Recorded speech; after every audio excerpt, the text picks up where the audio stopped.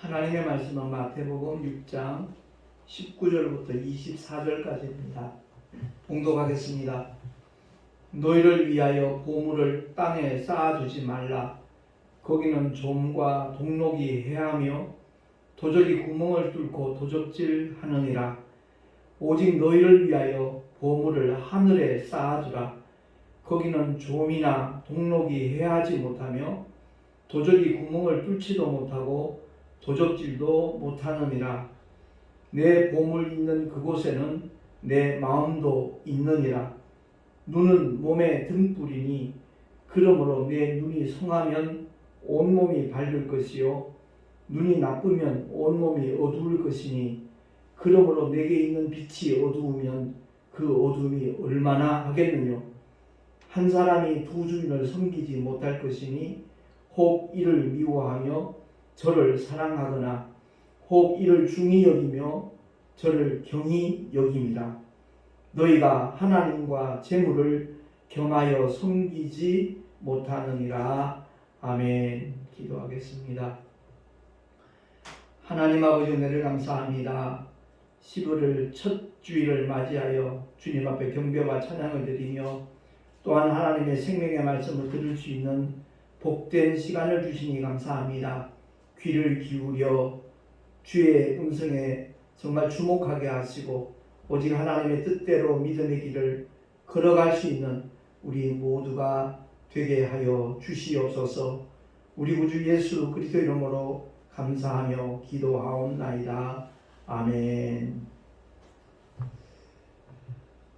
지난주에 이제 하나님의 특별 계시 성경을 알자 24번째 시간으로 일단 마무리를 하였습니다.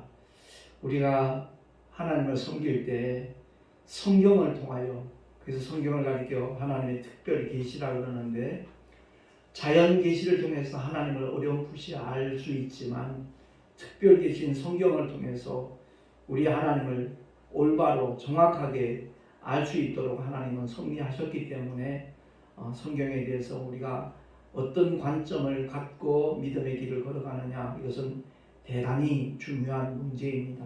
그래서 이제 오늘부터는 하나님의 말씀에 대하여 부분적으로 이렇게 성경 구절을 통해서 우리가 집중적으로 주님의 뜻을 찾아보는 그런 시간을 갖도록 할 텐데, 사실 주님이 대중설교를 처음 하신 것은 바로 산상수훈을 통했습니다.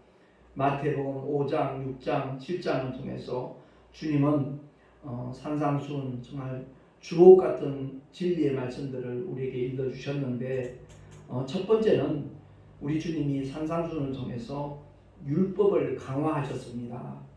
서기관들과 바리새인들이 거칠애적인 믿음을 가지고 마치 자신들이 의인인 양 천국에 들어갈 수 있는 주인공처럼 이렇게 착각을 하고 있었기 때문에 이 거칠애적인 믿음, 외식하는 자리에서 벗어날 것을 주님은 원하셔서 그들 또한 죄인임을 깨닫고 구원주이신 예수 앞에 나오라고 촉구하기 위해서 주님은 사실 율법을 강화하신 겁니다. 몸으로 저촉되지 아니하면 마치 의인인 것처럼 오해를 하고 있었거든요. 그렇습니다. 도적질하지 아니하면 자기는 의인인 것처럼. 그런데 주님은 강화를 하셨죠. 마음에 탐심을 품어도 이미 도적질한 자다. 그리고 간음을 하지 않았을지라도 마음에 음욕만 품어도 이미 간음한 자다 라고 말씀하셨고, 사람을 실제로 죽이지 않았다 할지라도 형제를 라가라, 미련한 놈이라 해도 역시 살인한 자다 라고 주님이 말씀하신 것은 서기관과 바리새인들도 역시 죄인임을 깨닫고 주님 앞에 나오라는, 그야말로 구원의 초청을 하는 메시지였습니다. 우리 모두가 다 신앙생활하면서 참 사람을 많이 의식하잖아요. 눈에 보이는 사람, 그 사람 때문에 조심을 할지언정 우리의 모든 것을 알고 계시는 하나님 앞에는 우리가 정말 잘못 처신하는 그런 경우가 없잖아. 많이 있습니다. 그래서 우리의 믿음, 그 생활을 어떻게 해야 될 것인가 해서 산상수훈을 통해서 읽어주셨는데, 사실 구제와 기도, 용서와 금식 이런 신앙생활은 하나님과의 관계라는 것을 분명하게 일러주셨습니다. 아울러서 물질관에 대한 올바른 자세 그리고 염려에 대한 귀한 가르침까지 주님이 일러주셨거든요. 공생애를 이루시고 난 다음에 부활하신 주님이 제자들에게 분명하게 명령하셨잖아요. 내가 너에게 분부한 것을 가르쳐 지키게 하라 라고 말씀하셨습니다. 모든 사람 제자 삼으라. 모든 족속 제자 삼으라. 만민에게 복음을 전파하라. 이 말씀을 하시면서 가르쳐 지키게 하라라는 그 핵심적인 메시지는 바로 산상수훈이 주가 되는 겁니다. 그래서 결국 죄를 버리고 외식하는 그런 잘못된 믿음의 자세를 버리고 우리 안에 오셔서 선한 길로 생명길로 인도하시는 성령을 받아서 오직 생명의 좁은 문으로 들어가라 하는 것이 하나님의 뜻인 것입니다. 특히 오늘 본문은 나 자신에게 있어서 진짜 주인은 누구인가에 대하여 주님은 지적을 해주시는 겁니다. 내 인생에 있어서 주인은 나다라는 그런 대중가요도 있지만 실제로 나의 주인이 누구인가 스스로 한번 우리 모두가 심각하게 한번 질문을 해봤으면 좋겠습니다. 딱 두 종류의 주인이 있다는 거죠. 하나님 아니면 물질이라는 겁니다.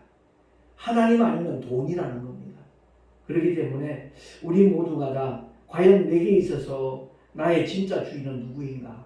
만약 하나님을 나의 주인으로 섬기지 않는다라면 그 사람은 반드시 물질이 그 인생의 주인이 될 수밖에 없다는 것을 주님은 일러주고 있는 겁니다. 사실 민노라 하면서도 정작 삶의 현장에서는 우상 숭배하는 기독교들이 굉장히 많이 있습니다. 나는 한 번도 우상에게 절한 적 없는데요. 그런 의미가 아니라 사도 바울을 통하여 우리에게 일깨워주는 메시지가 바로 그겁니다. 골로새서 3장 5절 말씀 우리 한번 합독을 할까요? 그러면 시작. 그러므로 땅에 있는 지체를 죽이라. 곧 음란과 부전과 사욕과 악한 정욕과 탐심이니 탐심은 우상 숭배니라. 아멘. 한때 우리나라에서 유행하는 인사가 있었죠. 부자 되세요. 만나는 사람들마다 부자 되세요. 그런 인사를 한 적이 있습니다. 근데 성경을 통해서 그 말씀의 의미를 따져보면 우상 숭배하라는 얘기예요. 오직 삶의 목적이 돈인 것처럼 넉넉한 부자가 되는 그것이 인생의 행복인 것처럼 착각하게 만드는 그런 인사법이 유행 시절이 분명히 있었습니다. 그러나 성경은 단언합니다. 야고보서 1장 14절 15절 말씀 시작. 오직 각 사람이 시험을 받는 것은 자기 욕심에 끌려 미혹됨이니 욕심이 잉태한 즉 죄를 낳고 죄가 장성한 즉 사망을 낳느니라. 아멘. 그렇습니다.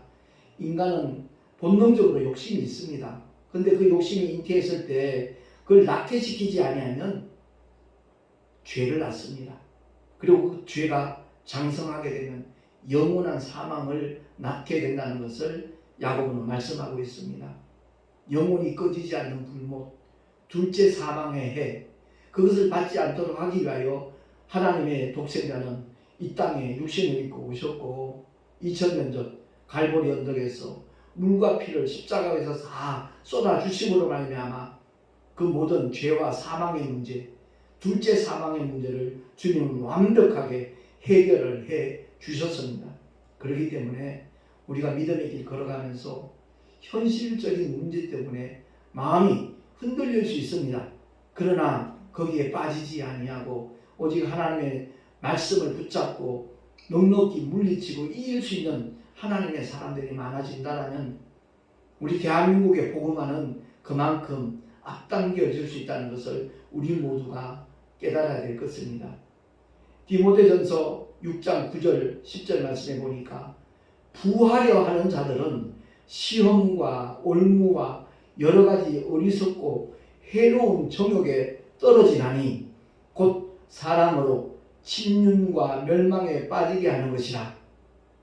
돈을 사랑하니 일만하게 뿌리가 되나니 이것을 사모하는 자들이 미혹을 받아 믿음에서 떠나 많은 근심으로써 자기를 찔렀도다. 아멘. 그렇습니다. 돈을 사랑하게 되면 그 사람은 반드시 믿음에서 떠나게 될 수밖에 없다는 것을 성경은 일러주고 있는 겁니다. 그러니까 정말 지혜롭고 복된 믿음의 사람은요, 보물을 금고에 넣어두는 자가 아니라 하늘에 쌓아두는 자가 된다는 사실입니다. 우리 모두가 다 정말 나의 하나님을 모시는 자들이라면 보물을 하늘에 쌓아두기 위하여 매진을 다할 것입니다. 어떻게 하늘에 쌓아둘 수 있는가? 이솝 우화를 통해서 우리가 받게 되는 교훈이 있거든요. 너무나 배가 고픈 여우가 포도원 주변에서 서성이다가 개구멍을 발견을 했어요. 그래서 그쪽으로 살짝 기어 들어가가지고 눈에 띄는 대로 탐스러운 포도송이를 막 먹기 시작을 했습니다. 배가 얼마나 부른지요.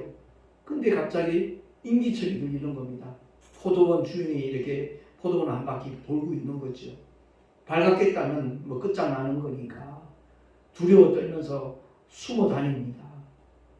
그러다가 이제 주인이 저쪽으로 간 걸 보고 자기가 들어왔던 개구멍으로 나가려고 하니까 배가 너무 빵빵해서 나갈 수가 없는 거예요. 그래서 하는 수 없이 다시 그 포도원 울타리 안에 머물러 있으면서 배가 꺼지기만을 기다리는 겁니다. 너무 두려워 떨었죠. 언제 주인에게 발각될지 모르니까. 그러다가 하루 반나절이 지나서 다시 배에서 쪼르륵 소리가 나니까 이제 나갈 수 있겠구나 하는 생각이 들어서 그 개구 구멍으로 이렇게 다시 밖으로 나오는 겁니다. 그러면서 하는 말, 들어갈 때나 나올 때나 배고프긴 마찬가지네, 그러더라는 거죠. 만약 그 여우가 포도송이를 개구멍 밖으로 미리 내보냈더라면 밖에 나와서도 얼마든지 그 포도송이로 배를 채울 수 있는 날들이 보장이 되었을 겁니다. 그렇습니다. 우리가 신앙생활하면서 이 세상에서 저 천국으로 하늘 국간으로 미리 보물을 보낼 수 있는 방법 다른 것이 아닙니다. 하나님의 뜻대로 쓰는 겁니다. 돈을 버는 것도 정말 중요하지만 어떻게 쓰는 것, 그것은 더 중요한 일이라는 것을 우리가 알아야 될 것입니다. 성경은 우리에게 이렇게 말씀을 하고 있거든요. 구약의 신명기에서도 이렇게 말씀합니다. 15장 10절 8절 시작. 내 하나님이 여호와께서 내게 주신 땅 어느 성읍에서든지 가난한 형제가 너와 함께 거하거든 내 손을 움켜쥐지 말고 내 손을 그에게 펴서 그 요구하는 대로 쓸 것을 넉넉히 꾸어주라. 아멘. 아울러 잠언서 19장 17절에 말씀합니다. 시작. 가난한 자를 불쌍히 여기는 것은 여호와께 꾸이는 것이니 그 선행을 갚아 주시리라. 아멘. 그렇습니다. 우리가 이 세상에서 신앙생활하는 가운데 참으로 힘들고 어려운 성도를 보면 그에게 도움의 손길을 펼치는 것이 곧 하나님께 꾸어주는 것과 똑같다는 거지요. 뿐만 아니라 지난주에도 그런 말씀을 드렸지만 작년 한 해 동안 사라진 교회가 3,000교회가 넘는다고 그래요. 올해는 더 많은 교회가 사라진다고 하는데 그들이 사라지지 아니하도록 할 수 있는 것 딴 것 없습니다. 현실적인 문제를 도와주는데요. 대다수의 개척교회는 월세입니다. 보통 1,000만 원에 월 7, 80만 원 이렇게 월세를 부담하면서 목회를 하는데 코로나 터지고 나니까 있던 성도들도 모이지 못하고 그러다 보니까 믿음이 식어지고 떨어지니까 다시 교회로 돌아오지 않는 그런 일들이 허다하다고 말합니다. 그러다 보니까 교회는 성도들의 헌금을 통해서 운영이 될 수 있는 특별한 단체인데 성도들이 없으니 헌금할 사람이 없는 거잖아요. 1년 정도 월세가 밀리면 보증금은 전부 다 삭감이 되고 마니까 어쩔 수 없이 불가피하게 문을 닫는 거예요. 그 목사님들의 심정이 어떠할 것인가 아마 짐작이 될 겁니다. 제가 총회장을 맡고 나니까 우리 교단의 그 문제를 하나하나 이렇게 점검하게 되었는데 역시 개척교회뿐만 아니라 중소교단에 어려움이 있구나 하는 것을 절감을 하고 있거든요. 그래서 참 코로나로 인하여 많이 위축되고 움츠려 있는 목사님들을 다시 정말 활기 있게 움직일 수 있도록 하기 위해서는 교단에 비교적 큰 행사가 한 1년에 4차례 정도 있는데 거기에 어느 정도 활력소를 불러 넣어줄 수 있으려면 어떤 재정적인 뒷받침이 필요하구나 하는 것을 느끼게 됩니다. 제가 35년 동안 목회를 하면서 하나님 앞에 하나님 저 돈 주세요 기도해 본 적이 없지만 요즘엔 그런 기도를 합니다. 나 개인을 위해서 요구하는 것이 아니라 우리 교단 전체를 활성화시키기 위해서는 필요하니까 그렇게 간구하고 있는 겁니다. 그렇습니다. 우리 모두가 다 이 세상 떠날 때 단 한 푼도 갖고 갈 수 없어요. 여러분 잘 아시다시피 뭐 요즘 젊은이들은 모를 수 있겠습니다만은 50대, 60대는 다 알잖아요. 돈덩철이라는 별명이 있었어요. 이병철 씨가. 근데 그도 동전 한 입 갖고 가지 못했다는 것 만천하가 다 알지 않습니까? 그죠? 그런데 미리 보낼 수 있는 방법이 있다는 거죠. 하나님의 뜻대로 쓰는 사람. 재작년에 세상을 떠나셨었는 제 외삼촌 역시도 거리의 철학자로 이렇게 유명하게 저 유튜브에 소개되고 있습니다만은 우리나라에 50년대, 60년대, 70년대 전부 다 석탄대에는 살았거든요. 흥국탄광이라고 하는 광산을 우리 외할아버지가 시작을 해서 참 거부가 되었어요. 72년도에 납세 2위를 할 만큼. 근데 역시 마찬가지입니다. 이 세상 떠날 때는 단 한 푼도 못 갖고 가더라고요. 그래요. 주님의 뜻대로. 그 외삼촌 하는 말이 있어요.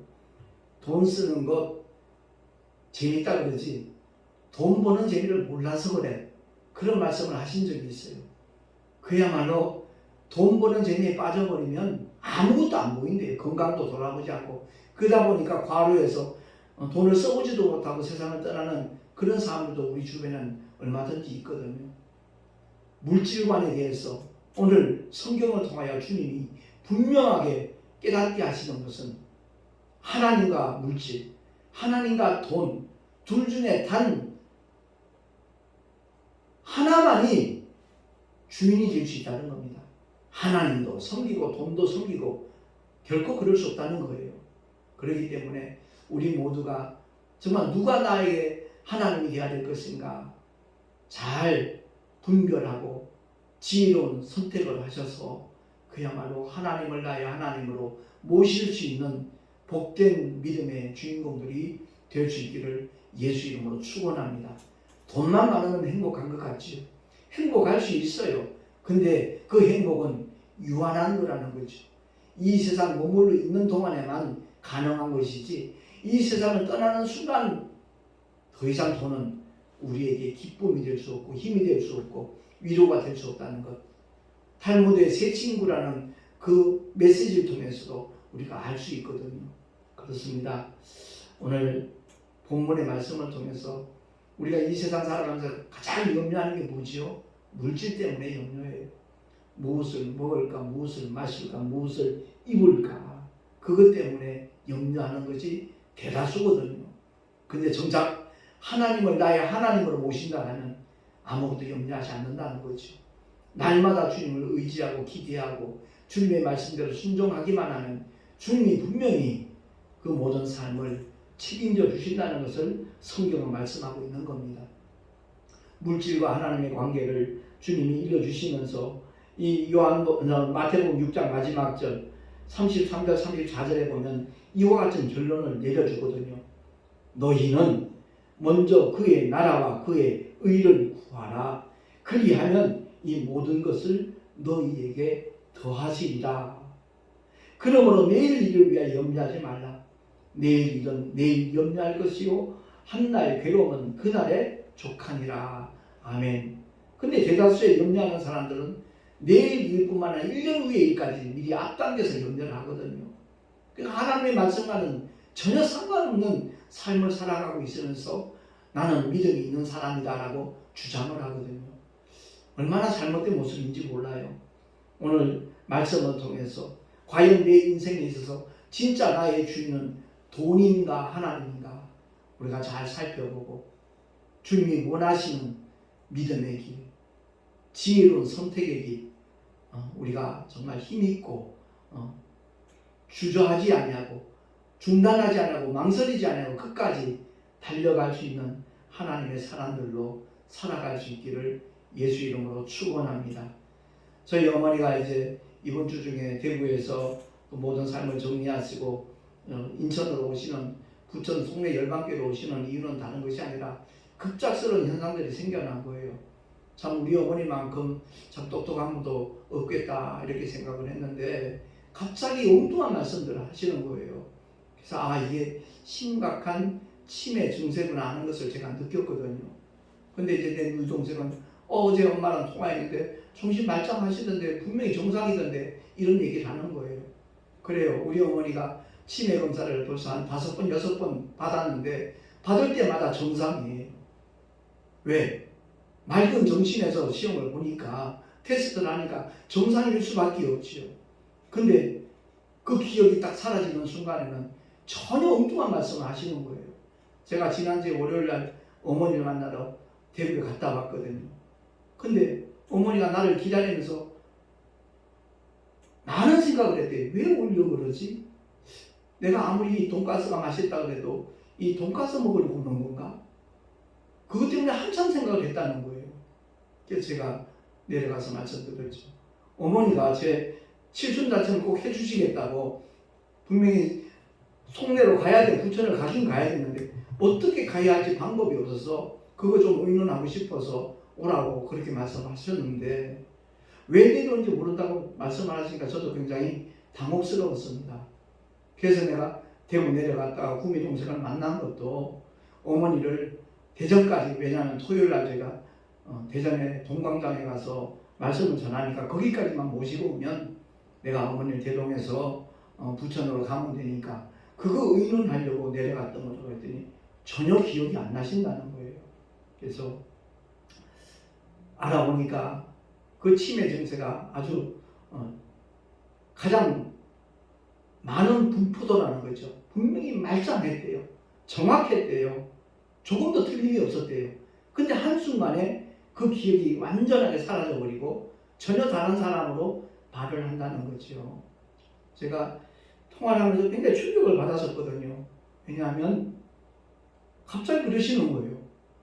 앞으로 우리 절기하고 살자. 그러세요.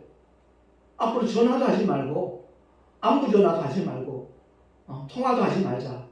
그렇게 말씀을 하셔서 어머니 많이 화가 나셨나 봐요. 그래, 화가 굉장히 났다. 그러시는 거예요. 뭐 때문에 그러는데요? 그때 말하기도 싫대요. 그래도 무슨 연인지 알고는 있어야 되잖아요. 하루에 몇 차례씩 통화를 하던 어머니하고 이제 통화조차 하지 말라 그러니까 제 입장에서는 궁금할 수밖에 없잖아요. 염려도 되고요. 그랬더니 너희 부부가 한 짓을 생각해봐라. 그렇게 말씀하셔서 제가 정말 너무 놀랐어요. 근데 어머니가 아마 꿈을 꾸셨던 모양인데 제 아내가 칠순에 오지 말라고 막 아주 무서운 얼굴로 호통을 치면서 어머니 오지 마세요 막 그랬다는 거예요. 그걸 아마 꿈으로 생각지 아니하고 실제로 그런 일이 있은 걸로 아마 착각을 하셨던 것 같아요. 그래서 그런 말씀을 하신 것 같아가지고 아무튼 어머니 진심이세요. 그러니까 진심이라는 거예요. 그러면서 전화를 끊었어요. 한 4시간 지나고 난 다음에 어머니가 전화를 하신 거예요. 이제 통화도 하지 말자 그렇게 말씀하신 분이. 그래서 어떤 오해가 풀리시고 또한 노여움이 풀어지셨나 보다 하고 전화를 받으면서 어쩐 일이세요? 어머니 전화를 다 하시고요. 그랬더니 아니요. 애미가 아들한테 전화하는 게 뭐 잘못됐냐고 물어보시는 거예요. 좀 전에 4시간 전에 그런 통화하지 않았냐. 내가 언제 그런 얘기를 했냐고. 그래서 제가 보기에는 너무나 심각한 상황이다 하는 생각이 들어서 어머니를 결국 모시고 오려고 부족한 예산에 이 교회 바닥 전체를 지금 도시가스 난방시설 지금 하고 있습니다. 내일 모레 글피까지 사흘 동안에 이 교회 전체가 정말 늘 따뜻하고 훈훈하게 지낼 수 있도록. 왜냐하면 옥탑에 창고 같은 곳이 있는데 건물주 권사님이 허락을 해주셔서 거기에다 좀 난방시설을 했거든요. 그 방은 지금 다 만들어졌습니다.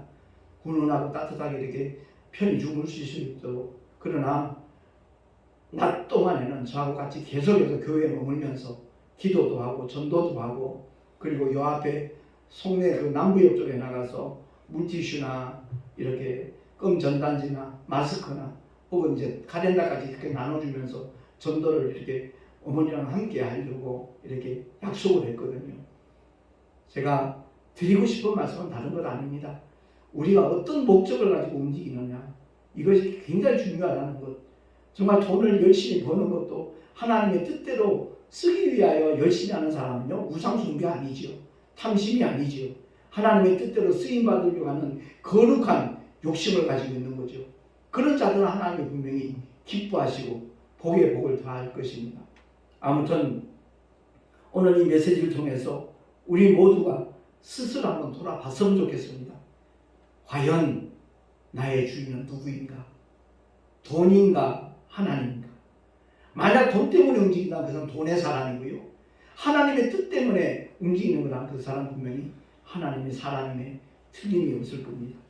언젠가 나그네 인생길을 마쳤을 때 주님 앞에 인정받고 칭찬받고 상급까지 받을 수 있는 하나님의 사람들이 된다면 그보다 더 복 있는 사람은 없을 것입니다.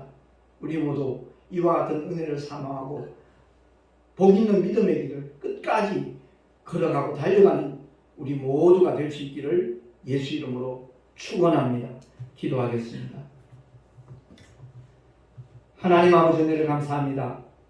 공생을 마치시고 난 다음에 내가 너에게 분부한 모든 것을 가르쳐 지키게 하라 말씀하신 주님의 말씀은 거의 대다수가 다 산상수훈에 담겨져 있는 하나님의 말씀임을 알게 됩니다. 우리 모두가 다 끝까지 주님의 뜻대로 쓰임받을 수 있는 복된 하나님의 사람들, 천국의 일꾼들 다 되게 하여 주시옵소서. 우리 구주 예수 그리스도 이름으로 감사하며 기도하옵나이다. 아멘. 교회 소식 주보를 참고하시기 바랍니다. 이번 주 토요일 날 12시에 대전역 동광장에서 이름하여 거리교회가 있습니다. 노숙자들 위해서 수많은 사람들이 토요일마다 그곳에서 말씀을 듣습니다. 함께 찬양도 하고요.